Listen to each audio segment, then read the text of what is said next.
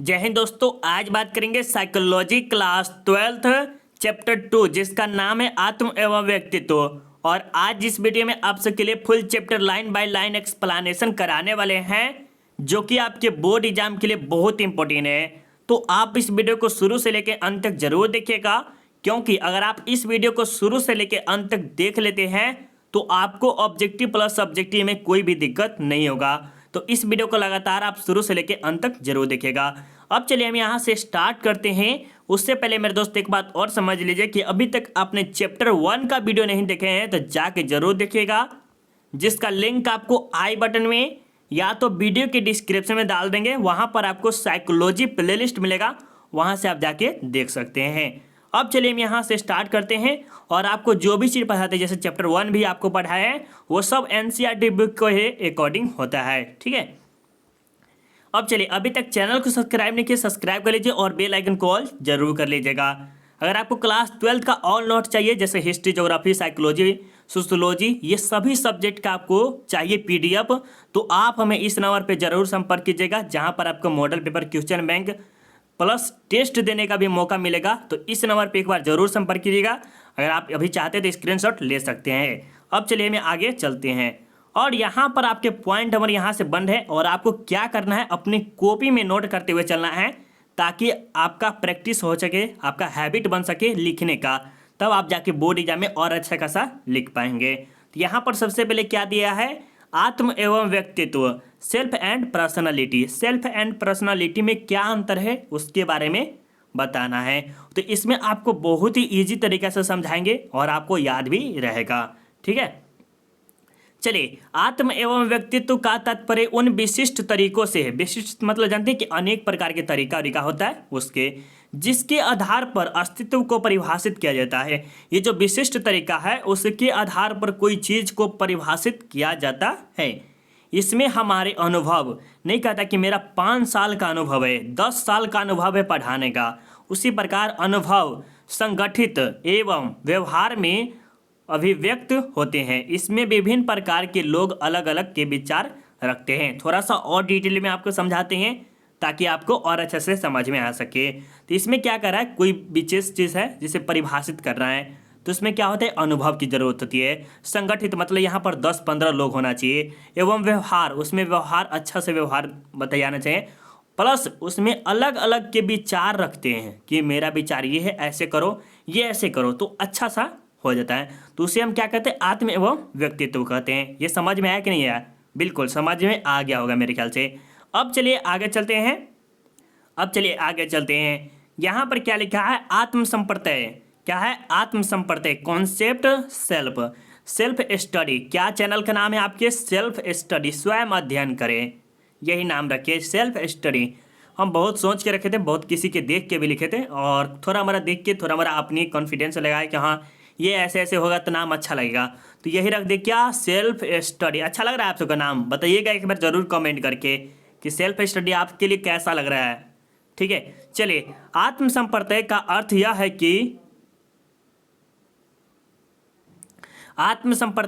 यह है कि अपने बारे में या अपने विचारों के बारे में बताना, उसे ही आत्म संप्रत्यय कहते हैं। जैसे देख लीजिए यहाँ पर क्या क्या, आत्म संप्रत्यय, जैसे सेल्फ, कॉन्सेप्ट सेल्फ। क्या है, कॉन्सेप्ट सेल्फ का अर्थ यह है कि अपने बारे में, जैसे आपका जीवन कैसा है, नहीं है, अच्छा है या खराब है, अपने बारे में, अपने बारे या अपने विचारों के बारे में बताना, उसे ही आत्म संप्रत्यय कहते हैं। जैसे कोई आदमी आपके सामने है, जैसे आपके माता पिता कोई भी हो गया, चाहे भाई बहन कोई भी हो, ठीक है, और उसको अपने बारे में या अपने विचार के बारे में बताना, जैसे कि भाई मेरा ये काम है, ये करना है, फ्यूचर में ये बनना है, तो ये क्या है, अपना विचार बता रहे, किसे, अपने सामने वाले के, तो उसे हम क्या कहते हैं, आत्म संप्रत्यय कहते हैं। फर्स्ट ऑफ ऑल ये याद रखिएगा, बहुत ज़्यादा इंपॉर्टेंट है।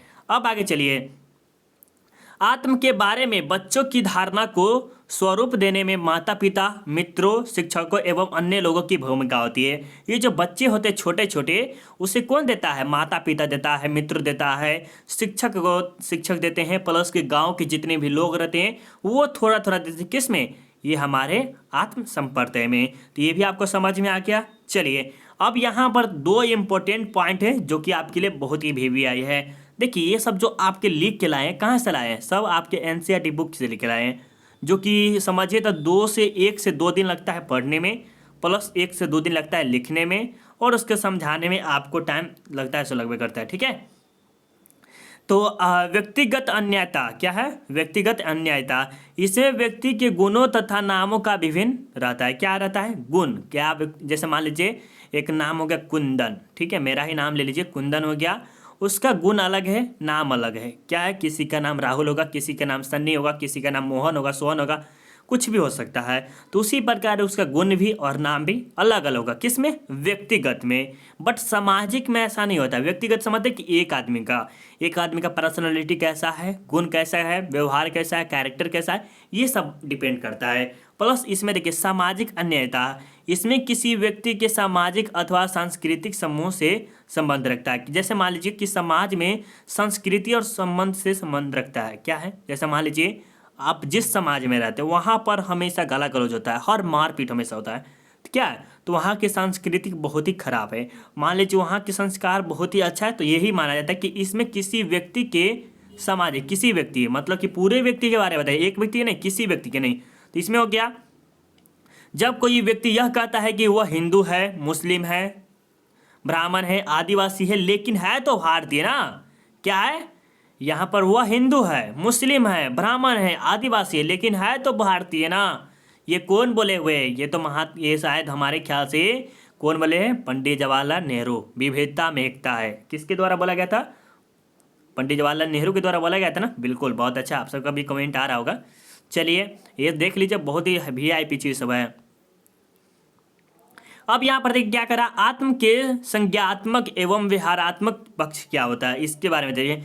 जो भी व्यक्ति अपना प्रत्यक्षण कराता है, क्या करता है? परीक्षण करता है तथा क्षमताओं और गुणों के बारे में बताता है, उसे हम आत्म संप्रदाय या आत्मधारणा कहते हैं। इसमें व्यक्ति सामान्य स्तर पर सकारात्मक और नकारात्मक रूप से अपने बारे में बताता है। जैसे कोई व्यक्ति मान लीजिए यहाँ पर है, ठीक है, और उसकी क्षमताओं और गुणों के बारे में बताया जा रहा है, बताता है, वो बताइए करता है कि मेरा क्षमता ये है, मेरा गुण ये ऐसा है, ऐसा फलना चिल्ला बताते हैं। साथ ही साथ सामान्य स्तर में कि सिंपल स्तर में, ठीक है, सिंपल स्कोर में कर सकते हैं, वो क्या करते हैं? सकारात्मक और नकारात्मक। सकारात्मक मतलब कि पॉजिटिव और निगेटिव दोनों के बारे में बताता है। ऐसा नहीं कि सिर्फ पॉजिटिव भी बताता है, अच्छाई नहीं बताता है, बुराई और अच्छाई दोनों के दोनों चीज बताते हैं। ठीक है, तो ये भी आपको समझ में आ गया होगा। अब चलिए यहाँ पर देखिए आत्मसम्मान। क्या है आत्मसम्मान? सम्मान मतलब समझते कि रिस्पेक्ट। क्या होता है? रिस्पेक्ट। तो यही कह रहा है कि आत्मसम्मान व्यक्ति का एक महत्वपूर्ण पक्ष है। क्या है? महत्वपूर्ण पक्ष होना भी चाहिए, क्योंकि किसी भी व्यक्ति को दे रहा है इंपॉर्टेंट को रिस्पेक्ट दे रहा है कि हाँ आपको ये ऐसा ऐसा इज्जत दे रहा है, तो ये एक अलग ही फीलिंग मिलता है। ठीक है, जिसमें किसी व्यक्ति में आत्मसम्मान उच्च स्तर पर होता है तो किसी में निम्न स्तर पर पाया जाता है। जैसे मान लीजिए, अगर आप मान लीजिए कि कोई व्यक्ति है, जैसे कोई बड़े बड़े साइंटिस्ट के नाम ले लिए, और अल्बर्ट आइंस्टीन के नाम ले लीजिए, उसके बारे में ही ले लेते हैं, तो उसका क्या है? वो उच्च स्तर के व्यक्ति हो गए। एक लिहाज से क्या है? उच्च स्तर के। और जो निम्न स्तर के व्यक्ति को भी कोई ले सकते हैं, जो कुछ काम हम नहीं करता है, उसका रिस्पेक्ट बहुत ही खराब है, तो ये हो सकता है। तो यही कहा जा रहा है कि आत्मसम्मान में क्या क्या आते हैं? उच्च स्तर के व्यक्ति आते हैं और निम्न व्यक्ति के आते हैं। एक बार फिर से आपको समझाते हैं, समझ में और अच्छा से आ जाएगा। आत्मसम्मान व्यक्ति का एक महत्वपूर्ण पक्ष है। क्या है? एक बहुत ही अच्छा पक्ष है, जिसे कह सकते हैं बहुत ही अच्छा। ठीक है, जिसमें किसी व्यक्ति में आत्मसम्मान उच्च स्तर में पाया जाता है और किसी व्यक्ति में उच्च स्तर में पाया जाता है, और किसी में क्या होता है? निम्न स्तर पर पाया जाता है। क्यों? क्योंकि वो काम अच्छा नहीं किए, अच्छे लायक नहीं है, इसीलिए। तो किसी में अच्छा होता है, किसी में खराब होता है। ठीक है, जैसे मान लीजिए आपके नज़र में हम अभी होंगे उच्च स्तर में या निम्न स्तर में, यह आपके डिपेंड करता है। क्यों? क्योंकि आप फर्स्ट बार आए तो उच्च स्तर समझेंगे या निम्न स्तर समझेंगे, दोनों।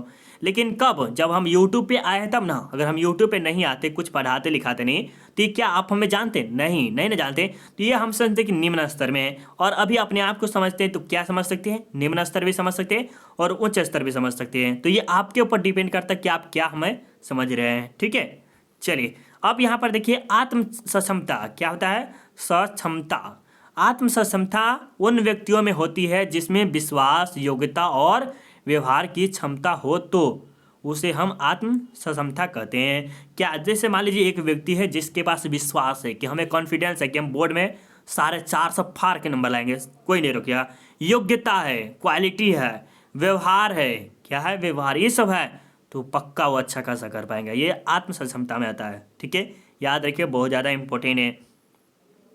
आत्मनियमन, नियमन क्या है? आत्मनियमन का अर्थ व्यक्ति के व्यवहार से होता है। क्या होता है? व्यक्ति के व्यवहार, व्यक्ति का कैसा व्यवहार है, अच्छा है कि बुरा है, खराब है, ऐसा ये बताया जा रहा है। जैसे कि आप अपने परीक्षा में अच्छा नंबर लाते हैं तो अपने दोस्तों के साथ फिल्म देखने जा सकते हैं। जैसे मान लीजिए ये इसके बारे में और डिटेल के बात समझाएंगे, ठीक है। जैसे मान लीजिए कि आप पढ़ रहे हैं, क्लास 10th में पढ़ के आए, क्लास 10th में पढ़े और उस टाइम आपने क्या किया, बोर्ड में 450 नंबर ला लिए। हमसे तो पहले क्या किए, क्लास में 10th में थे तो क्या किए, परीक्षा दिए और पढ़ाए, मतलब कि लास्ट जब एग्जाम था उस टाइम गए और फिर इधर चले गए थे दूसरे साइड, मतलब कि फिल्म देखने चले गए थे जब लास्ट एग्जाम हो गया तब। तो आपसे गए पता नहीं, बट ये देखिए यही कह रहा है कि आत्मनियमन क्या है। आत्मनियमन का अर्थ नियमन का अर्थ व्यक्ति के व्यवहार से होता है। क्या होता है? व्यक्ति के व्यवहार से होते हैं। जैसे कि आप अपनी परीक्षा में अच्छा नंबर लाते हैं तो अपने दोस्तों के साथ फिल्म देखने जा सकते हैं। क्या हो सकते हैं? दोस्तों के साथ फिल्म देखने। जैसे मान लीजिए आप बोर्ड एग्जाम में 300-400 प्लस नंबर लिया है तो आप क्या होंगे, आपके माता पिता खुश होंगे और आपको कहीं जाने भी देंगे। मान लीजिए कि 250 लाए हैं, 200 लाए हैं तो आपको अच्छा नहीं समझेगा, बेकार समझेगा। हम सबका क्या था, क्लास 10th में मौज मस्ती खूब चला, 12th में भी खूब हल्का हल्का चला था, क्योंकि 12th में तो ऑनलाइन फलना चला, ये सब चलता था, ऑफलाइन भी चलता था। लेकिन कुछ अब जो मज़ा है ऑनलाइन में ही ज़्यादा मज़ा हम देखते हैं। चलिए, सांस्कृतिक एवं आत्म क्या, कल्चर एंड सेल्फ, संस्कृति एवं आत्म। तो सांस्कृतिक उन विशिष्ट लोगों में होता है जिसमें व्यक्ति अपना जीवन यापन करता है। सांस्कृतिक में उन व्यक्ति, आत्मा और समूह को स्पष्ट रूप से परिभाषित किया जा गया है। देखिए आप समझिएगा थोड़ा सा बात। सांस्कृतिक कल्चर किसके रहता है कि जो अच्छा खासा है, जीवन यापन कर सके, अच्छा सच्चा रह सके, व्यतीत कर सके। और ये जो आत्म होता है, सेल्फ होता है, वो समूह में भी पाया जा सकता है। तो सांस्कृतिक में व्यक्ति के आत्म और समूह को स्पष्ट रूप से परिभाषित किया जाता है। तो ये आपके लिए पॉइंट था, याद जरूर कर लीजिएगा। अब ये थोड़ा मोरा पॉइंट बचा है, जस्ट आपको कुछ देर में हम समाप्त कर देंगे। थोड़ा मोरा लंबा चौड़ा बनेगा बट हम जल्दी बना के समाप्त कर देंगे, ठीक है। चलिए अब यहाँ पर देखिए, ज़्यादा टाइम नहीं भी हुआ, यहाँ पर देखिए व्यक्तित्व का संप्रदाय, कॉन्सेप्ट ऑफ पर्सनैलिटी। व्यक्तित्व शब्द का शाब्दिक अर्थ लैटिन भाषा पेरसोना से लिया गया है। कैसे? परसोना से लिया गया है, सॉरी परसोना है, परसोना से लिया गया है। व्यक्तित्व शब्द जो है वो लैटिन से, कहाँ से? लैटिन से। और इस कहाँ से लिया गया? परसोना से लिया गया है। इसमें व्यक्ति के शारीरिक एवं ब्रह्म रूप से देखा जाता है। इसमें प्रत्येक व्यक्ति के अलग अलग गुण एवं व्यवहार होते हैं। जैसे कोई मान लीजिए 1 व्यक्ति है, 2 व्यक्ति है, 3 व्यक्ति है, 4 व्यक्ति है, और वहाँ व्यक्ति के गुण भी और व्यवहार भी अलग अलग प्रकार के पाए जाते हैं। क्या पता है? गुण भी और व्यवहार भी अलग अलग प्रकार के पाए जाते हैं। पानी पी लेते हैं। चलिए अब आगे चलते हैं। यहाँ पर देखिएगा क्या करा है, व्यक्तित्व के अध्ययन के प्रमुख उपागम क्या है। व्यक्तित्व के अध्ययन के प्रमुख उपागम क्या क्या है? तो आप कभी न कभी देखे होंगे कि एक ही परिवार में 2 बच्चे के जन्म होता है, लेकिन दोनों में कुछ अलग अलग प्रकार की विभिन्नताएं पाई जाती। जैसे हम अपने में ही ले लेते हैं कि जैसे हम 2 भाई, बड़े भाई, एक छोटे हम है, बड़े भाई मेरा है, तो वो क्या है, वो पढ़े लिखे नहीं हैं। थोड़ा हमारा भी पढ़ा लिखा है बट थोड़ा पढ़ा है, और हम क्या थोड़ा हमारा पढ़े हुए हैं। थोड़ा मानिए, ज़्यादा नहीं मानिएगा क्योंकि अगर आप देखेंगे तब उस टाइम है। लेकिन जैसे मान लीजिए कि यही कह रहा है कि आप कभी न कभी देखे होंगे कि एक ही परिवार में 2 बच्चे के जन्म होते हैं, सही आते हैं। जैसे आपके परिवार में भी हो कि जैसे आप होंगे, आप गर्ल हो या बॉय हो, जैसे आपके मान लीजिए कि आप भाई बहन हो, ठीक है, तो वो आपके 2 आदमी है, तो वो कभी आपका भाई पढ़ा होगा या मूर्ख होगा, या तो आप पढ़ें या वो पढ़ा ज़्यादा होगा। तो वही बताया जा रहा है, उसमें अलग अलग प्रकार के पाया जाता है। व्यक्तित्व के अध्ययन के कुछ उदाहरण इस प्रकार है। जैसे मान लीजिए प्रारूप उपागम, सांस्कृतिक उपागम, विशेषक उपागम, मानवतावादी उपागम, अतः क्रियात्मक उपागम, मनोज्ञातिक उपागम। तो ये कुछ उपागम थे जिसे याद जरूर कर लीजिएगा। 1 2 3 4 5 6 था, इसे जरूर याद कर लीजिएगा। लेकिन ज़्यादा खासकर ये आपको ये इंपॉर्टेंट बहुत ज़्यादा से समझा दिए कि जैसे मान लीजिए कि आप बड़े भाई हैं और आपके छोटे भाई जो है अभी पढ़ रहे हैं और वो क्या उसका मन नहीं पढ़ाई में लग रहा है, तो वो अलग अलग डिफरेंस है। जैसे मान लीजिए आप कभी लाए बोर्ड में 500 नंबर, तो वो लाते हैं कितने, 300 नंबर। तो ये अलग अलग डिफरेंस हो गया। कोई लाता है 250 नंबर तो कोई लाता है 300 नंबर। तो क्या डिफरेंस है अलग अलग परिवार में, ठीक, समझ में आ गया होगा। अब यहाँ पर देखिए प्रारूप उपागम क्या है। प्रारूप में इसमें त्रिगुण सत्व रजस तथा यह एवं तमस व्यक्तित्व प्रारूप उपागम का प्रतिपादन किया गया है। चलिए इसमें देखते हैं सत्व क्या है। सत्व स्वच्छता, सत्यवादिता, कर्मनिष्ठता, अनुशासन, ये सब कुछ आते हैं, इसमें आते हैं। जैसा सत्य बोलना, कर्म के विश्वास के, स्वच्छता के बारे में आते हैं, अनुशासन के बारे में, जैसे नहीं कहते कि शांत से रहो, ठीक से रहो, ये रहो, फला जी नहीं, ये सब आपको इसमें आते हैं। रजस में क्या आता है। तीव्र क्रिया, इंद्रिया तिष्ठि की इच्छा, दूसरे के प्रति अयुष्या, ईर्ष्या नहीं करना चाहिए, और संतोष, भौतिकवादी, ये सब गुण आते हैं। ईर्ष्या फिष्या नहीं करना चाहिए, इसमें आते हैं। और ये सबसे बेकार ये है तमस। तमस में आपको क्या आता है। क्रोध, घमंड, अवसाद, आलस्य, सहायता की भावना आदि आते हैं इसमें, ठीक है। ये ज़्यादा खासकर इंपॉर्टेंट सब है, तो ये याद रखिएगा, क्योंकि आपको बोर्ड एग्जाम में अच्छा नंबर लाना है तो कॉपी में नोट जरूर कीजिएगा।